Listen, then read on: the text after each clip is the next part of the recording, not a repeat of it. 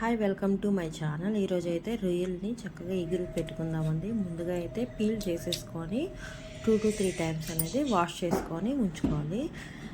ఒక బాణీ తీసుకుంటాము, దాంట్లోని జస్ట్ 2 drops ఆఫ్ ఆయిల్ వేస్తాము. దాంట్లోని మనము ఏదైతే క్లీన్ చేసి పెట్టుకుంటామో రొయ్యల్ని దాన్ని వేపేసుకోవాలండి. ఇలా వేపుకుంటే దానికున్న ఈ స్మెల్ కానీ లేదంటే పాచి స్మెల్ కానీ అలాంటివి ఏమీ రావు.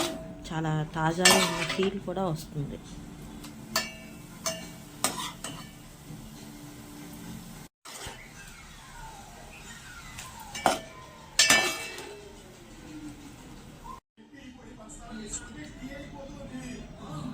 ఇప్పుడు ఆయిల్ వేసుకుంటాము. మసాలా కోసం ఏం వేయకూడదు, ఎందుకంటే మసాలా ఎక్కువ వేస్తే పెద్ద రొయ్యి టేస్ట్ అనేది ఉండదు.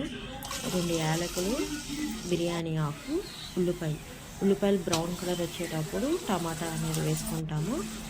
అల్లం వెల్లుల్లి పేస్ట్, కొత్తిమీర, కరివేపాకు మనం అల్లం వెల్లుల్లి పేస్ట్ వేసుకునేటప్పుడే దాంతోనే పాటు మగ్గిస్తాయి.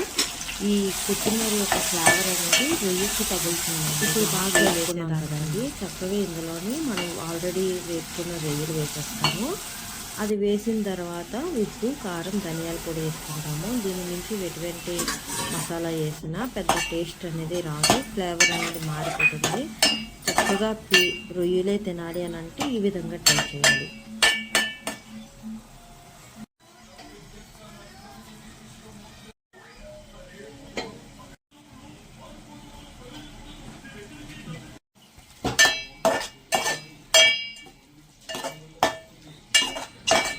దీంట్లో అయితే వాటర్ నేను వేయనండి, ఎందుకనంటే మనం వేసుకునేటప్పుడు వాటర్ అనేది వస్తుంది రొయ్యి నుండి.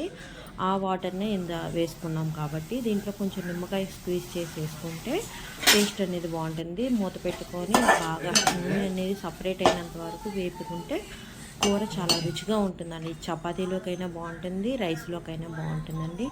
మీరు కూడా ఇలా ట్రై చేయండి, సబ్స్క్రైబ్ చేయండి. థ్యాంక్ యూ అండి.